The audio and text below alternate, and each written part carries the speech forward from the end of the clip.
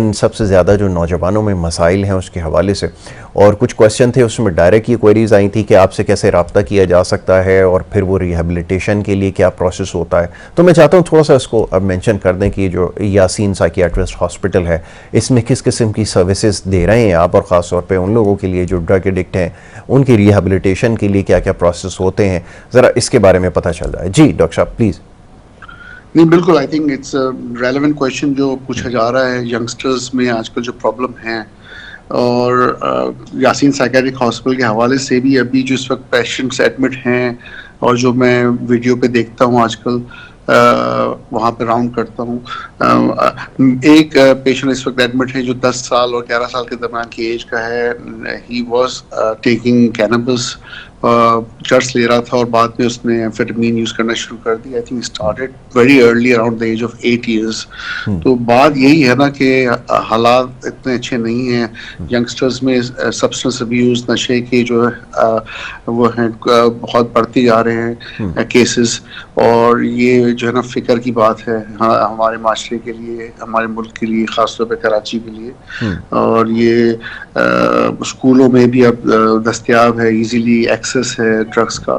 تو یہ جو ہے نا مسئلہ بڑا خراب کر رہی ہے ینگسٹرز میں، کیونکہ یہ بڑی ولنریبل ایج ہوتی ہے یہاں پر وہ ایزیلی جو ہے نا اس معاملات میں انٹر ہو جاتے ہیں جب وہ نشہ شروع کرتے ہیں. اور اپنے انوائرمنٹ میں دیکھتے ہوئے بیک گراؤنڈ میں شاید ان کی فرسٹریشن ہو یا پرابلمس ہوں گھر کے ماحول میں، اور شاید اور کوئی کانفلکٹس یا پرابلمس چل رہے ہوں، تو وہ پھر اس طرف ان کا رجحان ہو جاتا ہے نشے کی طرف.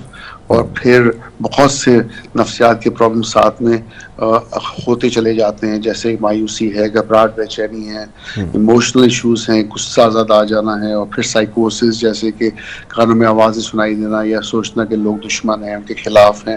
ایگریشن بہت بڑھ جاتا ہے اپنے اوپر بھی اور دوسرے لوگوں کی طرف. تو یہ جب نشہ کر لیتے ہیں تو پھر یہ بھی مسئلہ ہوتا ہے یاسر کہ پھر ان کو پیسوں کی ضرورت ہوتی ہے اپنی اس فنڈنگ کے لیے کہ وہ مزید نشہ کیسے خریدیں گے اور کیسے کنٹینیو کریں گے.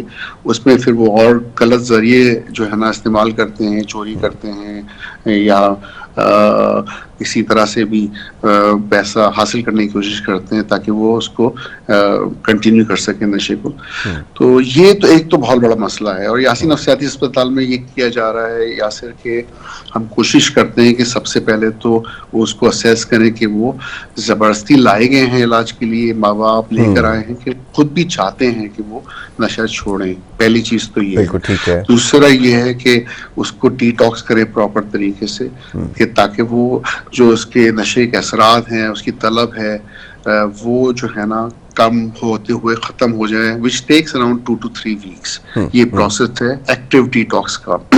اس کے بعد سائیکولوجیکل ڈی ٹاکس ہے، اور اس کے علاوہ ریہیبلیٹیشن ہے. ان کو اس طرف ان کی سائیکو تھراپی کرنا، موٹیویشنل انٹرویو کرنا سائیکو تھراپی کے تھرو، کہ وہ دوسرے آلٹرنیٹ وے سوچیں، زندگی میں اچھا پرپس سوچیں، کسی طرف اپنے آپ کو بزی کریں، اور اس انوائرمنٹ سے دور ہوں جو نشے کی طرف لے کے جاتا ہے. تو یہ